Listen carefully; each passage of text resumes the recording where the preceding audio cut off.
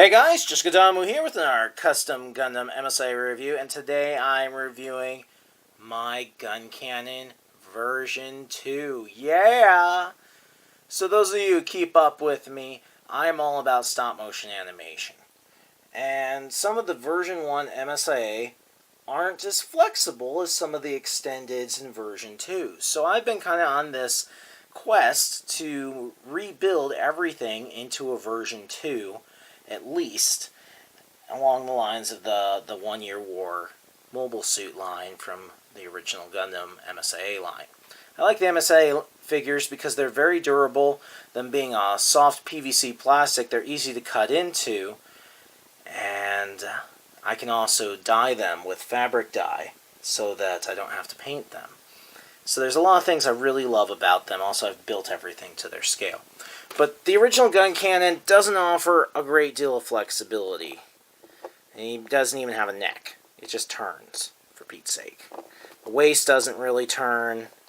You know, it's just some complications that when you start going into combat editing for stop motion animation, you're like, that's gonna be tough. So I had seen pictures of a Guncannon version 2, one or two of them, in my various chronicles of finding custom MSA all over the internet, especially on Japanese websites of collectors from long ago. Also, my friend Dark Vortex made one. And so there was this effort to try and figure out how these guys did it. Dark Vortex was really helpful because he was able to suggest what joints he thought he had used, albeit it had been a long time. What I ended up being able to do was to make version 2 arms, version 2 torso, which none of the other guys did, version 2 knees, and I figured out a way to do it a little bit better than somebody. You know, I'm not sure whose pictures were whose. What was Patrick's, or sorry, not Patrick's, but Dark Vortex and others. Also figured out how to give mine a neck. You know, and it's hard to discern these things from pictures because it doesn't tell you how somebody did it. That's why I like to do video reviews of mine. And by the way, I'm not trying to say, look at me, I'm better than Dark Vortex. That guy is amazing. He's the king of battle scarring, and he figured out how to make a Guncannon version 2. I think I might have been able to improve upon it just a little bit, but I don't mean anything. Like, I couldn't have done it without him kind of like trailblazing for me and telling me what joints to use, because that was super helpful. So, in celebration of making the Guncannon version 2 hard to build, it uses Wing Zero version 2 joints. Yay! Ah! And RX-78 version 2 lower torso. This is a real bummer for me, because I plan on producing the version 2 in quantity for my stop motion animation series. I'm going to be taking the real type Guncannons, I'm going to be modding them into version 2s, and RX-78 version 2s are not the easiest to get my hands on. I'm always looking to trade for them, by the way, and now I'm looking to trade for Wing Zero version 2s, and I don't care if they're scraps. I'm just after the knees and the arms, etc. So it uses the arm joints, and they fit in quite nicely. You do have to make a cut in here, and my cutting skills are not as great as my wife's, so hopefully she'll help me touch this up at some point. You take the arm off, take all the joints out with the joint replacement trick, which is in my tutorials, and you end up with a very nice version 2 joint there. Works really good.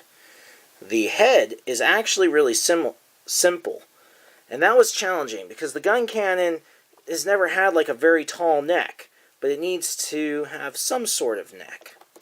Oops. So I had a Guncannon head that I butchered a hole into, just butchered it, and I was like, oops, that didn't go well.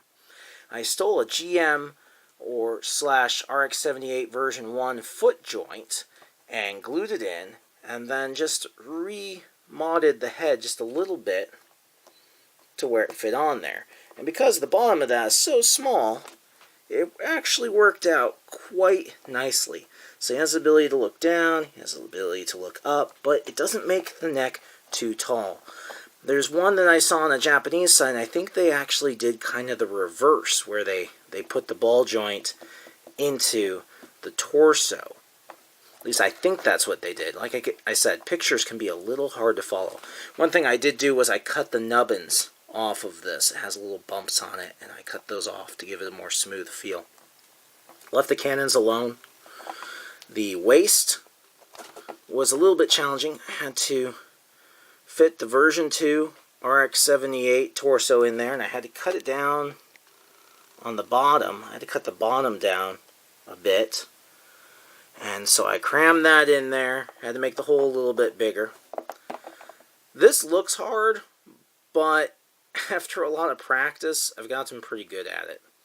So you take the existing hole and you get a drill bit that's almost the same size as this. And you just drill in there, and then you take a knife, hobby knife, and you just cut at an angle. That way, when that's on there, it can move and pivot and swivel. And so for the first time ever, the Guncannon really has a torso. I think there was one time where my wife cut down the sides of the Guncannon just so it can move more, but it still looked kind of choppy, and now it just looks really, really good in my opinion. The legs were the hardest part. So it uses Wing Zero version 2's leg joints. The reason for that is that Wing Zero version 2, see this little metal piece? Or not metal piece, sorry, middle piece in metallic silver.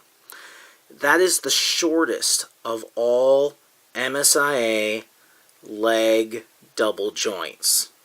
It's the shortest of all of them. Asura Gundam is pretty close, and I'm going to try and see if I can try and hodgepodge it.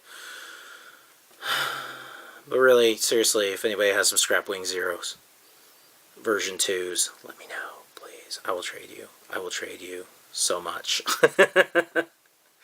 So, you put the top part in there, and you can't just pop the bottom part in there, because the way it's set up is this weird, and this is going to be kind of hard to illustrate. So this is the middle part of the joint. This is the top part of the joint, the spike. The spike on the bottom one, okay, there's the spike, is like here. So they're totally different places. Normally your knee joint would have, you know, the spike here and the spike here. But instead it's out here. And so that means that the front part is here in the bottom of the leg, and the whole other part sticks out really far in the back. So what I did was I took my drill and I drilled another hole. So the Guncannon hole was here, and I drilled in front of it, and that put it in the right place so that it looked right. So you've got this awesome double jointed articulation. I also cut slits in the skirt to give it a bit more flexibility. I haven't cut here in the front. I've also seen Japanese versions or customizers where they did something so that this flipped. They re-engineered it or something. And I need to do some tests on that. Now, here was a big problem. The Guncannon legs had a really big ball joint, and they were loose on the version 2's ball joint. They just kind of, woo! And it's like, man, that's not going to work for animation. And I'm like, there's got to be a solution to this, but it's a problem that I've never really found a solution to. At times I've been able to use hot glue inside a joint hole to try and, you know, make it fit better, but on things like arms and legs, that's never worked very well. It's worked well on heads if you've over-drilled the hole. I use it on G.I. Joes or Star Wars to adapt Star Wars heads to G.I. Joe neck pegs, which is, you know, kind of similar. So my wife suggested putting plastic shavings in there, and so I had drilled out, you know, some plastic from a test or a torso or something like that. It might have even been red plastic from the Guncannon somewhere else, and possibly the chest. I took those, you know, little curly plastic shavings, and I just shoved some into the leg, and then I popped the leg on, and boom. Something I've been trying to figure out how to do for years. And that's why I'm a happily married man, because my wife is amazing and figures this stuff out. So now I can do all these dynamic poses with the Guncannon that were never really possible before.